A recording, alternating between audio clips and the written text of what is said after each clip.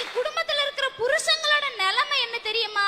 நிம்மதியா இருக்கும்போது மனைவியை தேடுறாங்க, மனைவி கூட இருந்தா நிம்மதியை தேடிக்கிட்டு இருக்காங்கய்யா. இப்படிதான் பல குடும்பங்களோட நிலைமை இருந்துகிட்டு இருக்கு. எங்க குடும்பத்துல எங்க அம்மா 10வது படிச்சுக்கிட்டு இருக்காங்கய்யா. எங்க ஊர்ல ஒரு பொண்ணுக்கு ஏதோ ஒரு தவறு நடந்துருச்சுன்னு சொல்லி எங்க தாத்தா என்ன பண்ணாரு தெரியுங்களா? வீட்டுல படிக்காம இருக்கிற பிள்ளைக்கே இந்த நிலைமைனா பள்ளிக்கூடம் போற பிள்ளைக்கு என்ன நடக்கும்னே சொல்ல முடியாது. உடனே கல்யாண ஏற்பாடு செஞ்சாருங்க. எங்க அம்மாவும் கத்துனாங்க, கதர்னாங்க, காலில் விழுந்து அழுதாங்கய்யா. எனக்கு கல்யாணம் வேணாம், நான் படிக்கிற பிள்ளைன்னு சொல்லி எங்க வீட்டுல இருக்கிற எல்லாரும் சொன்னாங்க. பாட்டி சொன்னாங்க, சித்தப்பா சொன்னாங்க, மாமா சொன்னாங்க, அத்தை சொன்னாங்க. யார் பேச்சு எங்க தாத்தா கேட்கல. ஊர்ல இருக்கிறவங்க சொன்னதை கேட்டாங்களே தவிர வீட்டுல இருக்கிற எங்க குடும்பத்துல இருக்கிறவங்க சொன்ன பேச்சை கேட்டிருந்தாங்கன்னா எங்க அம்மா 16 வயசுல விதவியா இருக்க மாட்டாங்கய்யா. 15 வயசுல கல்யாணம் பண்ணி 16 வயசுல விதவியானதுன்னா அது எங்க அம்மா மட்டும்தாங்க. இங்க எங்கங்க இருக்குது குடும்ப பக்தி? கல்யாணமும் பண்ணி வச்சாங்கய்யா. கல்யாணம் பண்ண நாள்ல இருந்து எங்க அப்பாவுக்கு எங்க அம்மாவுக்கு சண்டை சண்டை சண்டை. அவங்க சண்டையை சமாதானப்படுத்தணும்னு குடும்பத்துல இருக்கிறவங்க நினைக்கல. சரி, இந்த அம்மா வயித்துல 7 மாசம் கரு உருவாயிருச்சு. அந்த கரு வேற யாரும் இல்லைங்கய்யா, நான் தான். 7 மாசம் முழுவாம இருக்கிறாளே, இவளுக்காக இல்லைனாலும் இவ வயித்துல வளர்ற கருவுக்காவது நம்ம உயிரோடு இருக்கணும். நாம போயிட்டா இவங்களை யாரு காப்பாத்துவாங்கன்னு எங்க குடும்பத்து மேல எங்க அப்பா பக்தியோட இருந்திருந்தா இன்னைக்கு நான் அனாதையா இருக்க மாட்டேங்கய்யா. அப்படி எங்க அப்பா இறந்துட்டாரு. எங்க அப்பா இறந்ததுக்கு அப்புறம் எங்க பாட்டி எங்க தாத்தா யாருமே வந்து ஒரு வார்த்தை கூட கேட்கலங்க. நான் பாட்டி தாத்தான்னு சொன்னது எங்க அப்பாவோட அப்பாவையும் அம்மாவையும் அவங்கள பாட்டி தாத்தான்னு சொல்றதுக்கே நான் அசிங்கப்படுறேங்கய்யா. இந்த இடத்துல இருந்து 16 வயசுல விதவி ஆயிட்டாங்க. அதுவும் கையில ஒரு பொட்டை பிள்ளைய வச்சிருக்காளே, அவ எப்படி காப்பாத்துவான்னு அவங்க யோசிக்கலங்கய்யா. ஊர்ல இருக்கிறவங்க என்ன சொன்னாங்க? பெத்து வச்சுக்கிறது பொட்டை பிள்ளைய வளர்க்கறது ரொம்ப கஷ்டம், அவங்களுக்கு பார்த்து ஏதாவது செய்யுங்கப்பா அப்படின்னு. எங்க தாத்தா கையில 10 ஏக்கர் நிலம் வச்சிருக்காரு. ஆனா எங்களுக்கு கொடுக்கறதுக்கு 10 ரூபாய் காசு இல்லைங்க அவர்கிட்ட. அவங்ககிட்ட எங்க இருந்து குடும்ப பக்தி? ஊர்ல இருக்கிற எல்லாரும் சமாதானப்படுத்தினாங்க. சமாதானப்படுத்தினதுக்கு அப்புறம் என்ன தெரியுமா சொன்னாரு எங்க தாத்தா? 20,000 ரூபாய் காசு கொடுக்குறேன், அதை தவிர என்னால எதையுமே செய்ய முடியாது. 20,000 ரூபாய் காசை வச்சுக்கிட்டு இந்த காலத்துல ஒரு பொட்டை பிள்ளைய வளர்த்து கல்யாணம் பண்ணி கொடுக்க முடியுமாங்க? அந்த 20,000 ரூபாய கொடுக்கறேன்னு சொன்ன அடுத்த நிமிஷமே 100 ரூபாய்க்கு பாண்டு பத்திரம் வாங்கிட்டு வராருங்க எங்க தாத்தா. வாங்கிட்டு வந்து என்ன சொல்றாரு? இந்த 20,000தோட உங்க உறவையும் எங்க உரையும் முறிச்சுக்கணும், இதுக்கப்புறம் எதுக்காகவும் நீ எங்க முன்னாடி வந்து நிக்க கூடாதுன்னு சொல்லி பாண்டு பத்திரத்துல கையெழுத்து வாங்கிட்டு போறாருங்க எங்க அப்பாவோட அப்பா. அவங்க கிட்ட எங்கங்க இருந்துச்சு குடும்ப பக்தி? எங்களுக்கு அன்னைக்கு இருக்கிறதுக்கு வீடு இல்ல, ஒருவேளை சோறு போடுறதுக்கு யாரும் இல்ல. சரி, நிலத்துல பயிர் செஞ்சு பொழைச்சுக்கலான்னு பார்த்தா சொத்து கிடையாது. என்ன பண்றதுனே தெரியாம எங்க அம்மா என்ன ஹாஸ்டல்ல கொண்டு போய் விட்டுட்டாங்க. ஹாஸ்டல்ல விட்டுட்டு எங்க அம்மா பொழப்ப தேடி திருப்பூருக்கு போயிட்டாங்கய்யா. காலையில 7 மணிக்கு பனியன் கம்பெனி உள்ள போனாங்கன்னா 7 மணில இருந்து நைட்டு 9 மணி வரைக்கும் அவங்க கால் கழுக்க நின்னாதாயா அவங்களுக்கு அன்னைக்கு 125 ரூபாய் சம்பளம். உடம்பு சரியில்லைன்னா கூட ஆஸ்பத்திரிக்கு போக மாட்டாங்க. ஆஸ்பத்திரிக்கு போனா டாக்டருக்கு 100-200 சம்பளம் கொடுக்கணும். அந்த பணத்தை வச்சா நம்ம பிள்ளைக்கு ஒரு பேனா வாங்கி கொடுக்கலாம், ஒரு நோட்டு வாங்கி கொடுக்கலாம். கஷ்டப்பட்டு எங்க அம்மா என்ன படிக்க வச்சாங்க. ஹாஸ்டல்ல 13 வருஷம் இருந்தாங்கய்யா.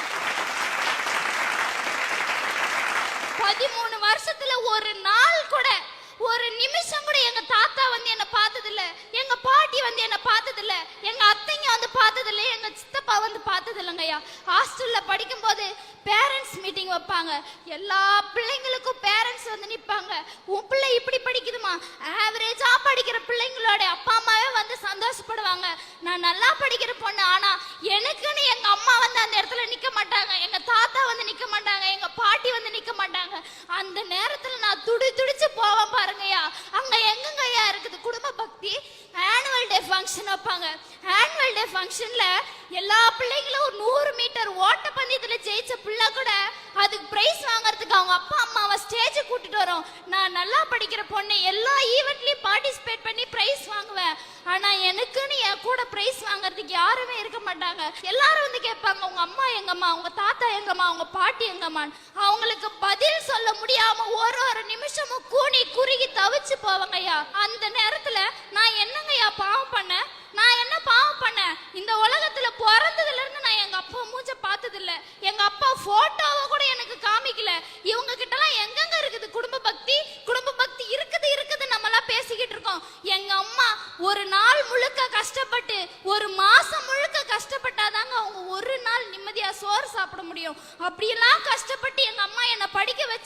இன்னைக்கு நான் 2 டிகிரி முடிச்சிட்டேங்கய்யா. இன்னைக்கு நான் 3வது டிகிரி படிச்சுக்கிட்டு இருக்கேன். இன்னைக்கு நான் 3வது டிகிரி படிச்சு கண்டிப்பா அடுத்த வருஷம் வேலைக்கு போயிருவேன் தெரிஞ்ச உடனே எங்க அத்தைங்க வந்து என்ன பொண்ணு கேக்குறாங்க. அவங்க பையனுங்களுக்கு கல்யாணம் முடிச்சு தர. அன்னைக்கு நடு ரோட்ல யாருமே இல்லாம அனாதையா நின்னப்ப வாமா என் வீட்டுல வந்து ஒருவேளை சாப்பாடு சாப்பிடுன்னு சொல்றதுக்கு என் குடும்பத்துல இருக்கிறவங்க வரல, என் சொந்தக்காரங்க வரல. நான் படிச்சு டிகிரி வாங்கின உடனே அவங்க பையனுக்கு பொண்ணு கேட்க என் வீட்டு வாசல்ல வந்து நிக்கிறாங்க. இவங்க கிட்ட எங்கெங்க இருக்குது குடும்ப பக்தி? எங்க ஊர்ல இன்னைக்கு என்ன கூப்பிட்டு என்னம்மா சாப்பிட்டியான்னு கேட்கறதுக்கு யாரும் இல்ல, என்கிட்ட பாசம் காமிக்கிறதுக்கு யாரும் இல்ல. என்னம்மா அம்மா ஒரு இடத்துல நீ ஒரு இடத்துல கஷ்டப்படுறீங்களே, சாப்பாட்டுக்கு என்ன பண்றீங்க, காலேஜ் ஃபீஸ் என்ன பண்றீங்கன்னு கேட்கறதுக்கு எனக்கு நாதி இல்லாம நான் போயிட்டேனே. எனக்குன்னு ஒரு குடும்பம் இருந்திருந்தா நான் இப்படி இருந்திருப்பேனாங்க ஐயா. இங்க எங்க போச்சு குடும்ப பக்தி?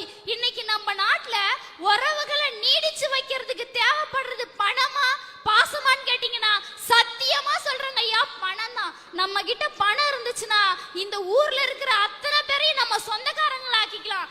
ஆனா நம்ம கிட்ட பணம் இல்லைன்னு சொன்னீங்கன்னா அந்த ஊர்லயே நாம மட்டும்தாங்க ஒதுங்கி வாழ வேண்டியதா இருக்கும்.